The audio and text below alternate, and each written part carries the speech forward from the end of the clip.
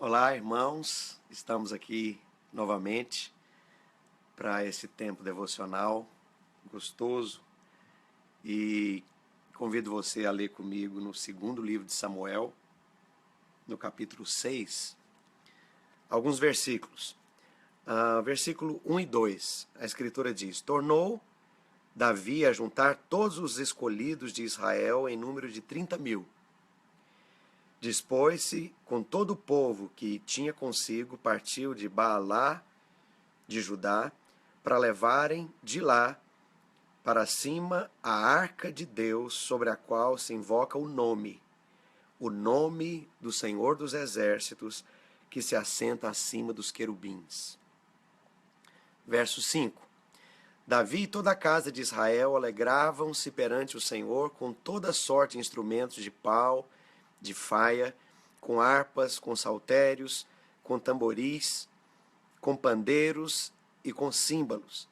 Quando chegaram à eira de Nacon, estendeu Uzá a mão à arca de Deus e a segurou, porque os bois tropeçaram. Então a ira do Senhor se acendeu contra Uzá, e Deus o feriu ali por esta irreverência, e morreu ali junto à arca de Deus. Desgostou-se Davi, porque o Senhor irrompera contra Uzá, e chamou aquele nome, ou aquele lugar, de Pérez Uzá, até o dia de hoje. Temeu Davi o Senhor naquele dia e disse: Como virá a mim a arca do Senhor? Esses dias nós temos ouvido muito uma mensagem que Deus tem trazido para nós como família de igrejas sobre o favor de Deus, sobre estarmos debaixo da graça de Deus, sobre usufruirmos desse favor de Deus. É um favor que é imerecido, é um favor que vem por causa de estarmos em Cristo, é um favor que nada tem a ver com o nosso esforço próprio. E há muita argumentação bíblica, bela, preciosa, prática, e nós temos recebido com abundância esse tipo de mensagem. Agora há pouco mesmo, nossa conferência internacional, agora em dezembro, início do ano, ou início do mês, foi sobre esse tema. E há uma pergunta: o que é que nos coloca debaixo do favor de Deus? Além de todo esse entendimento de dependência, de entrega, de se afastar de todo esforço próprio, de todo mérito. Essa argumentação teológica é boa, preciosa, mas de modo prático, indo talvez numa vertente um pouco diferente, o que é que nos leva a estar debaixo do favor de Deus? E melhor, vamos fazer uma pergunta ainda mais central: o que é o favor de Deus? O favor de Deus é ser paparicado por Deus? Pode ser. O favor de Deus é receber aquilo que você não pediu, não buscou, porque Ele, de alguma forma, deseja te agradar, por causa da sua imensa bondade, da sua imensa graça, também. Mas eu iria, talvez, num ponto mais central. O favor de Deus é o Espírito. Quando nós escolhemos o Espírito, e há muitas escolhas que nós podemos fazer ao longo da nossa vida, mas quando você escolhe o Espírito, isso muda 100% o cenário de todas as coisas. Eu contei esse testemunho lá atrás, na conferência, numa das mensagens que nós ministramos, quando eu ainda era chamado para o ministério. Isso aconteceu bem no começo da minha vida cristã, eu ainda era um adolescente. Eu podia escolher fazer a famosa, reconhecida, muito bem fundamentada Faculdade Teológica Batista de São Paulo. E era algo que eu tinha no coração, porque os batistas são reconhecidamente um povo muito bíblico, que ama muito a Bíblia, que respeita muito a Bíblia, não é um povo que faz acrobacia e nem força os textos bíblicos. Então, sempre admirei os batistas, e nós mesmos temos muito do fundamento teológico dos batistas. Mas naquela época eu me lembro que nós vivíamos no Brasil um grande mover de Deus, de adoração, de manifestações da presença de Deus, do sobrenatural de Deus. E eu queria fazer a Escola Teológica Batista de São Paulo. E eu fui orar e fui buscar a Deus e fui considerar as opções que eu tinha. E havia outras opções, e uma delas era fazer a escola bíblica da comunidade evangélica, que naqueles dias vivia um tremendo mover de Deus, um tremendo ambiente de presença, de fluir, de vida, de uma experiência devocional profunda, poderosa. Havia uma mocidade ali respondendo a Deus de maneira intensa, total, apaixonada. E eu fui orar, e Deus me deu uma palavra extremamente direta de que ali era o lugar.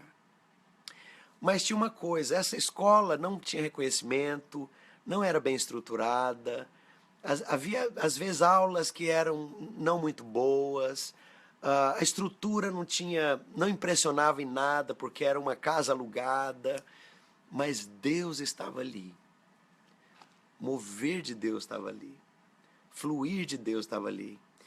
E olha, quantos anos depois, mais de 30 anos depois, eu não me arrependo nem uma linha de ter feito essa escolha. Sabe por quê?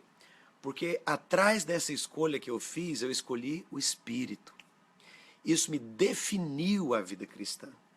E agora, esse texto que nós estamos vendo aqui, você vai perceber que Davi, de maneira diferente de Saul estava preocupado com o exército, com a posição dele, com não ser questionado, de assegurar o trono, de deixar uma memória quando ele fosse, de construir uma imagem. Davi, não era isso que estava no coração de Davi. Davi queria Deus. O coração de Davi anelava por Deus. Ele não estava atrás de luxo, ele não estava atrás de poder, ele não estava atrás de fama, ele não estava atrás de dinheiro, ele não estava atrás de nada daquilo que para homens normais, naturais, era legítimo. Não estava atrás de casamento, não estava atrás de filho, não estava atrás de prazeres, não estava atrás de nada disso. Ele queria Deus. E a primeira atitude quando ele finalmente se torna o rei de toda a nação vamos lá, vamos trazer a arca, que simbolizava a própria pessoa, a própria presença, o próprio espírito. E ele vai com tudo que ele tem, com tudo que ele entende. E quando ele escolhe ir atrás do espírito, isso define o futuro, não somente dele, mas das descendências e dos descendentes de Davi para sempre. Que coisa impressionante. E você percebe que depois desse fracasso estrondoso, ao tentar trazer a arca de Deus, a intenção era correta, era boa, mas os métodos não eram os métodos bíblicos. Você vai ver que dá tudo errado, a coisa não funciona, é um fracasso, um vexame, uma vergonha pública nacional, porque ele reuniu a nata da liderança da nação e todo mundo viu o vexame, o fracasso de um rei que estava num momento que precisava consolidar sua autoridade. E ele não se importa com isso. Não se importa com o que vão dizer, com o que vão pensar, com o que vão achar e com as consequências disso para ele. Ele só eleva o coração e, como que num gemido, ele diz: como trarei a mim a arca da glória da presença do Senhor? Você vai ver que a preocupação dele, o coração dele era esse. E isso define a vida de Davi, o reino de Davi, o avivamento que aquela geração experimentou e o futuro de todas as gerações que vieram depois, até o filho escolhido para se assentar no trono e edificar a casa, que era o Senhor Jesus. Nós vamos voltar a esse assunto amanhã, mas eu quero te perguntar, o que é que realmente está lá no fundo do seu coração? O que é que o nosso coração anela? Sabe, quando os nossos anelos nos colocam em linha com a escolha do Espírito, de escolher o Espírito, de escolher a presença, de escolher a glória de Deus. Vou te falar, todas as outras coisas serão bônus adicionados por Deus ao seu favor, coisas que você não pediu, não pensou, não quis, não imaginou, não estava previsto, não é isso que está no seu coração. E Deus vai te cercar de todas essas bondades, de todos esses cuidados, de todos esses mimos, de todos esses paparicos, de todo esse favor. Você quer o favor de Deus? Não busca o favor, busca o Espírito. Porque isso vai definir sua vida, a bênção, a prosperidade, qualidade de vida, êxito, fruto, ministério, prevalecência ministerial. E Deus vai confirmar a obra das suas mãos. Não porque você pediu para Deus confirmar a obra das suas mãos. Não porque você pediu o teu carro do ano. Não porque você pediu alguma coisa. Porque, na verdade, seu coração é dele. Que você possa escolher o Espírito, ficar conectado com o Espírito, e isso vai fazer toda a diferença da sua vida. Recebe o meu abraço carinhoso, estamos juntos aqui nesse pão diário, compartilhe os nossos vídeos, e a propósito, obrigado por tanta mensagem preciosa, carinhosa, e eu quero dizer para os irmãos, me perdoem por não poder interagir com todo mundo. Como eu disse, como eu tenho dito, nós temos 3 canais, um é pessoal, outro é público e o outro é da Vinha. São nesses 3 canais do Facebook que nós publicamos o Pão da Vinha. E eu não tenho uma secretária para ler todas as mensagens, escrever e responder todo mundo. Então, me perdoem, não é falta de consideração, pelo contrário, eu tenho consideração demais. E a gente consegue ler apenas uma porção pequena, porque são literalmente centenas e centenas de mensagens que vêm pela mensagem pessoal ali do Facebook e os outros comentários. Os irmãos, por favor, entendam. E obrigado, né? E continue orando por nós, que Deus possa usar esse material para edificar, para alimentar, para inspirar, né? Para levantar, para edificar a casa do Senhor. E estamos juntos. Amanhã estamos novamente aqui para mais esse tempo devocional juntos. Deus abençoe.